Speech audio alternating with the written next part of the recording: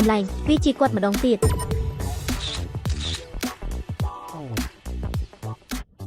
នេះជាការជួបគ្នាលើកទី4របស់ខ្ញុំថាស្ងាត់សម្លឹងមើលមនុស្សចម្លែកចាប់ពីពេលដែលគាត់បង្ហាញខ្លួនបញ្ហាទាំងអស់របស់ខ្ញុំបានចាប់ផ្ដើមខ្ញុំឈ្មោះទីណាទៀនខ្ញុំធ្លាប់ជាស្រីស្អាតម្នាក់ហើយមានសំណាងដូចស្លឹកឈើ4សន្លឹកផងដែរខ្ញុំចូលចិត្តគូររូបនិងលេងបេសបលក្តីស្រមៃរបស់ខ្ញុំគឺសាងសង់ដ៏អស្ចារ្យមួយផ្ទះដ៏ស្រស់ស្អាតខ្ញុំធំធាត់ក្នុងគ្រួសារដែលស្រឡាញ់គ្នាឪពុកម្ដាយខ្ញុំបើកហាងលក់ការ៉េមទោះបីជាតូចក៏ដោយវាពោពេញទៅដោយសេចក្តីស្រឡាញ់របស់គ្រួសារខ្ញុំធ្លាប់រស់នៅក្នុងផ្ទះដ៏ប្រណិតនេះតាំងពីខ្ញុំនៅក្មេងផងដែរខ្ញុំមិនដែលគិតថាវាភ្លឺចែងចាំងនោះទេពេចដូចខ្ញុំនឹងត្រូវកំទេចឲ្យទៅជាធូលីដីដោយគាត់នៅថ្ងៃដ៏សោកសៅនោះ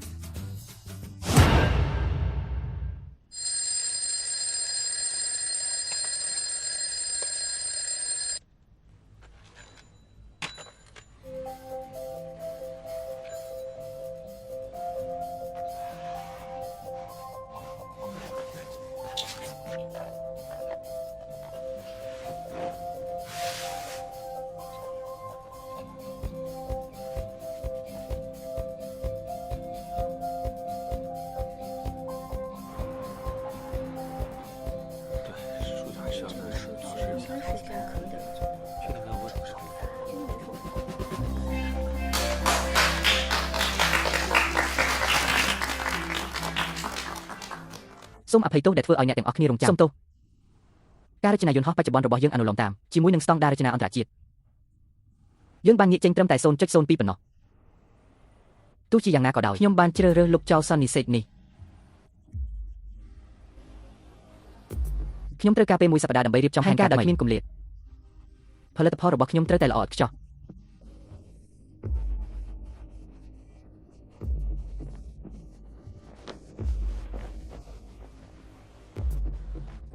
អស្ចារ្យមែននេះពិតជាស្ទីលរបស់ម៉ូស៊ូមែងលោកអ្នកខាងម៉ូទូនិយាយថាគាត់គួរឲ្យចាប់អារម្មណ៍ណាស់ហើយថាគាត់មានឆន្ទៈក្នុងការពេលវេលារបស់គាត់អរគុណខ្ញុំសូមអភ័យទោសចំពោះការយឺតយ៉ាវ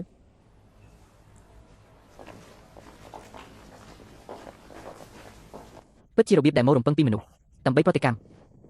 គាត់គឺជាវិស្វករតែម្នាក់គត់នៅទីនេះយ៉ាងប្រព្រឹត្តបែបនេះមែនហើយខ្ញុំមិនដែលហ៊ានទេគាត់ពិតជាអ្នកជំនាញមែនឡយខ្លាំង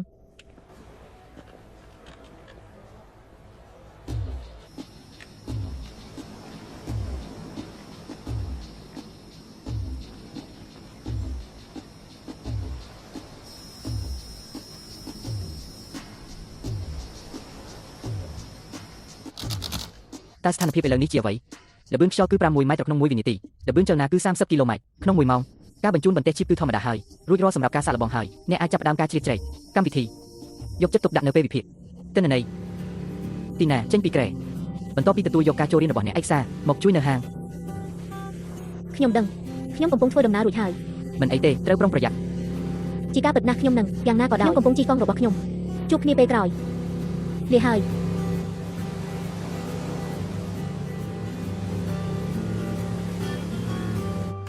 ការជ្រៀតជ្រែកបានចាប់ផ្ដើមការបញ្ជូនបន្ទះជីបទិន្នន័យមិនត្រូវបានប៉ះពាល់ទេបន្តវាទៅបង្កើនការជ្រៀតជ្រែក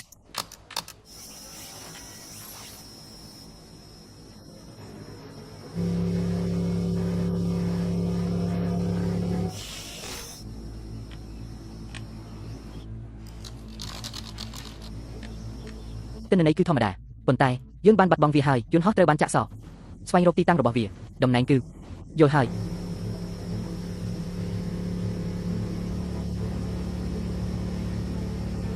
អ្វីហេតុអ្វីបានជាវានៅតែតាមខ្ញុំ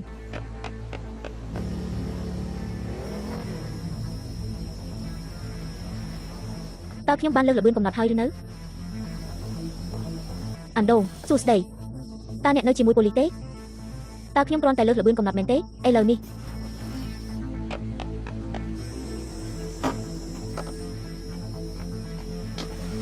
តើអ្នកជានរណាហេតុអ្វីអ្នកមិននិយាយ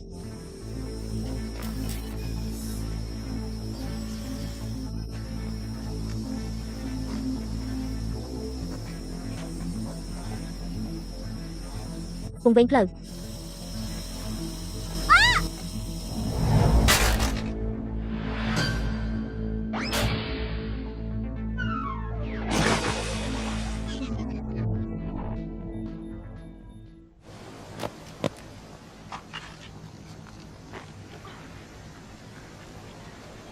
ហេតុអ្វីបានជាអ្នកមិនជួយសង្គ្រោះខ្ញុំ ហេមក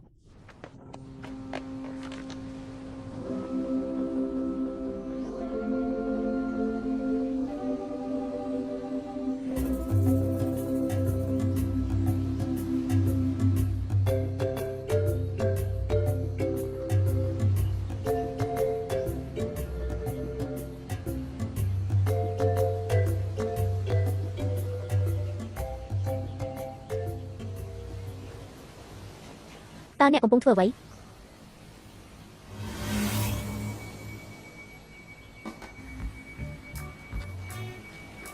តើនេះជារបស់អ្នកមែនទេវាបន្តតាមខ្ញុំបានធ្លាក់ចូលទៅក្នុងប្រឡាយហេតុអ្វីបានជាអ្នកមិនមកជួយខ្ញុំសួស្ដីក្មេងស្រីអ្នកសុខសប្បាយជាទេវាគឺជាគាត់បានធ្វើឲ្យខ្ញុំធ្លាក់ចូលទៅក្នុងប្រឡាយហេស្នាក់នៅកុំទៅអ្នកត្រូវបញ្យល់រឿងនេះ អ្នកមិនអាចចាក់ចេញបានទេរហូតដល់យើងធ្វើការរួច មែនហើយតើនេះជាអ្វីវាមើលទៅដូចជាយន្តហោះខ្ញុំទៅតែបើកឡានទៅហើយម៉ាស៊ីននេះកំពុងតាមខ្ញុំ តើអ្នកកំពុងធ្វើអ្វីជាមួយនេះ វាមើលទៅដូចជាឧបករណ៍ថតរូបអ្នកបានដើរតាមនាងហើយតើអ្នកកំពុងព្យាយាមថតរូបសត្វចម្លែកមែនទេរបស់នាងមានអ្វីចង់និយាយទេហេកុំពុកវា យើងទាំងអស់គ្នាកំពុងរងចាំនៅទីនេះ ខ្ញុំប្រហែលជាយល់ត្រូវហើយគាត់កំពុងថតរូបបែបស្រមើស្រមៃតោះហើយប៉ូលីស ស្ដាំហើយប៉ូលីស ចាំបន្តិចបងស្រីគ្មានការប្រញាប់ប្រញាល់ទេខ្ញុំគិតថាប្រហែលជាគាត់ថ្លង់ហើយល្ងងគាត់មិនដែលនិយាយទេអូខ្ញុំឃើញអូគ្មានឆ្ងល់ទេខ្ញុំមិនដឹងអ្វីទាំងអស់ហេតើអ្នកមិននិយាយទេខ្ញុំចេះភាសាសញ្ញាបន្តិចបន្តួចតើអ្នកបានថតរូបខ្ញុំដោយចៃដន្យមែនទេកំពុងប្រើរឿងនេះឥឡូវនេះខ្ញុំគិតថាដូច្នេះវាអាចជាការបាញ់ប្រហារដ៏សាហាវមួយ នេះជាយន្តហោះដ្រូនគ្មានអ្វីមិនធម្មតាទេគ្មានកាមេរ៉ាដែលបានដំឡើងទេប៉ុន្តែខ្ញុំមិនគិតថាវានៅលើទីផ្សារនៅឡើយទេភ្លើងសញ្ញាចាក់សោប្រអប់លេខគឺនៅលើវាប្រហែលជាបានជួបប្រទេសខ្លះហើយការជ្រៀតជ្រែកហើយចាក់សោខ្លួនឯងហេបរោះអ្នកបានតាមដានទីតាំងរបស់វាហើយបានមកដើម្បីដោះសាវ៉ាស្ដាំអូដូច្នេះវាសមហេតុផលណាស់ដែលអ្នកណាក៏ដោយបានបំផ្លាញយន្តហោះដ្រូនរបស់គាត់គួរតែផ្ដោតសំណងគាត់សម្រាប់ការខូចខាតវាមិនមែនជា clip shot ទេក្មេងស្រីតាំងពីអ្នកបានបំបីវាអ្នកត្រូវតែសងគាត់សម្រាប់ការខាតបង់ត្រូវហើយបងប្រាក់ឲ្យគាត់វាខូចហើយចូលព្រមខ្ញុំនឹងបងប្រាក់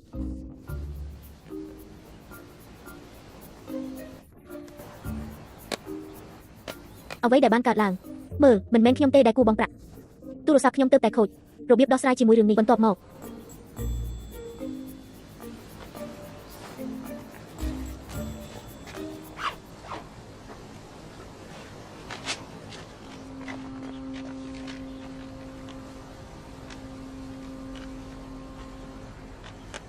យកនេះជាលេខទូរស័ព្ទរបស់ខ្ញុំ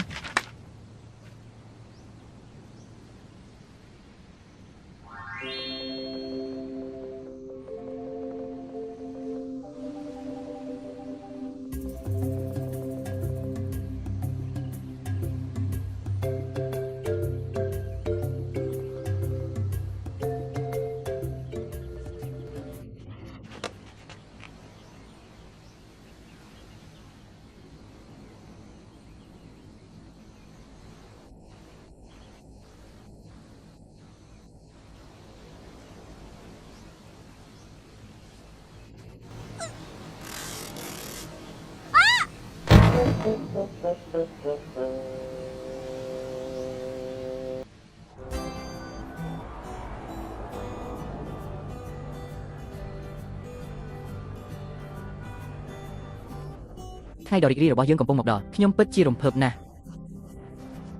ហាងការ៉េមថ្មីរបស់យើងនឹងបើកលក់ហើយដើម្បីបើកនៅថ្ងៃស្អែកហើយប្រហែលជាអ្នកគ្រប់គ្រងហាងចាស់របស់យើងមិនគួរដឹកនាំទៀតទេចំពោះកូនស្រីរបស់យើងវិញនាងត្រូវទៅសិក្សានៅបរទេសបន្ទាប់ពីបញ្ចប់ការសិក្សាពីសាកលវិទ្យាល័យខ្ញុំចង់មានន័យថាតើយើងមិនគួរប្រាប់នាងថាមានរឿងអ្វីកើតឡើងទេយើងនឹងពិភាក្សាវានៅពេលក្រោយខ្ញុំបារម្ភថានាងមិនទទួលយកវាទេភ្លាមវាជាច្រើនឆ្នាំមកហើយប្រាកដណាស់អ្វីដែរមានរឿងអ្វីកើតឡើងចំពោះអ្នកត្រូវការសួរទេនាងប្រហែលជាធ្លាក់ចូលទៅក្នុងថប់ជាសំណាងល្អនាងបានពាក់មួកសុវត្ថិភាពអូយមើលមុខនាងវេទនាណាស់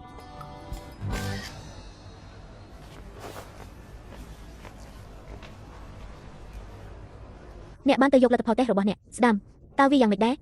ខ្ញុំមិនបានប្រឡងជាប់ទេអ្នកពូកែជាងគេក្នុងថ្នាក់របស់អ្នកហេតុអ្វីបានជាអ្នកមិនជាប់ ខ្ញុំជាមនុស្សតែម្នាក់គត់ដែលមិនបានធ្វើដូច្នេះពួកគេនិយាយថាវាមិនអាចទៅរួចទេក្នុងការសាងសង់ផ្ទះអណ្តែតទឹកមួយពួកគេនិយាយថាខ្ញុំមិនបានយកចិត្តទុកដាក់ចំពោះវាទេតែខ្ញុំពិតជាបានធ្វើមែនខ្ញុំបានប្រាប់អ្នកហើយនេះអ្នកត្រូវបានគេប្រមាថខ្ញុំត្រូវប្រាប់ឪពុកម្ដាយរបស់ខ្ញុំ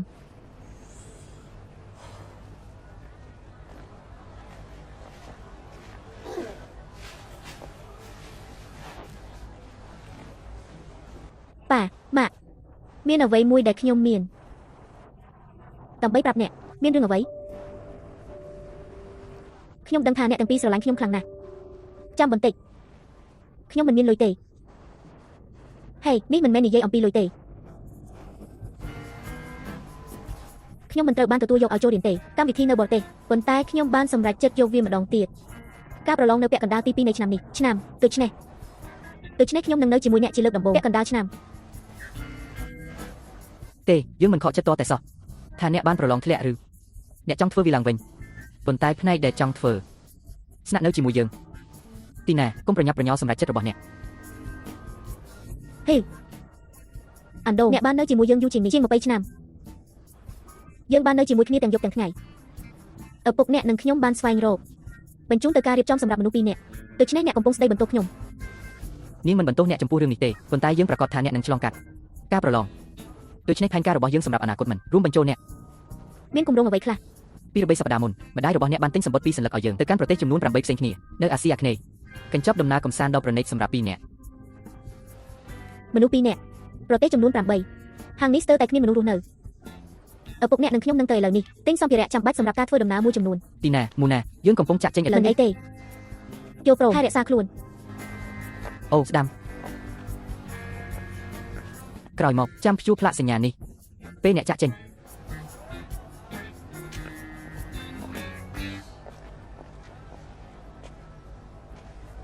តើអ្នកមិនគិតច្រើនពេកទេ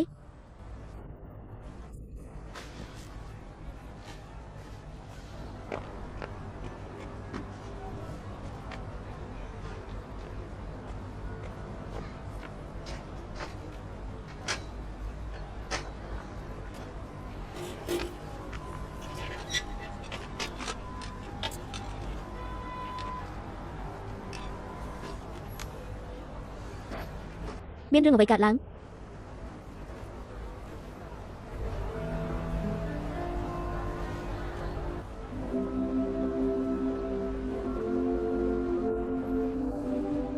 តើអ្នកបានរកឃើញកន្លែងនេះដោយរបៀបណា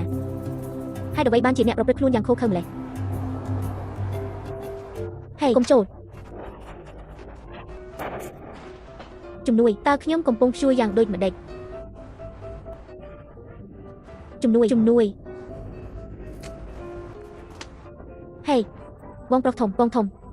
ជួយខ្ញុំផងខ្ញុំកំពុងជួនៅទីនេះជួយខ្ញុំផង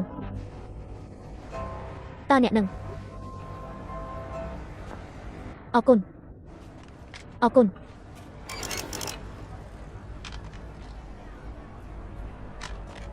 ហេតើអ្នកជាមនុស្សវិកលចរិតមែនទេត្រឡប់មកទីនេះវិញ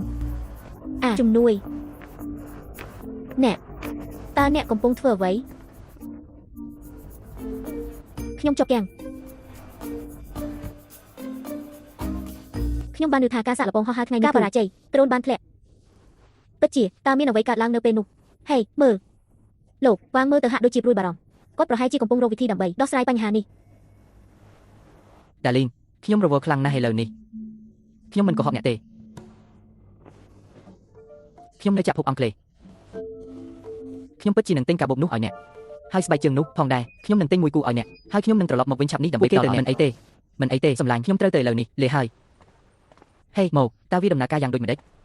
ហេនិយាយអ្វីមួយតើស្ថានភាពបច្ចុប្បន្នយ៉ាងម៉េចដែរចប់ហើយមើលថាតើគាត់ធ្លាក់ដល់កម្រិតណាទេវាគ្មានអ្វីទេគាត់ពិតជាមនុស្សពូកែមែនគ្មានម៉ាស៊ីនណាអាចប្រកួតប្រជែងគាត់បានទេហើយអ្វីបានជាអ្នកធ្វើប្រហែលសម្លេចថ្ងៃនេះតើអ្នកសុខសប្បាយជាទេខ្ញុំហេមូណាតើមនុស្សនោះទៅតែធ្វើអ្វីមុនគាត់បានចេញទៅពេលឃើញហាងនោះកំពុងដំណើរការប្រហែលជាគាត់ចង់បានការ៉េមតើគាត់បាននិយាយអ្វីមួយទេគ្មានពាក្យមួយមកទេ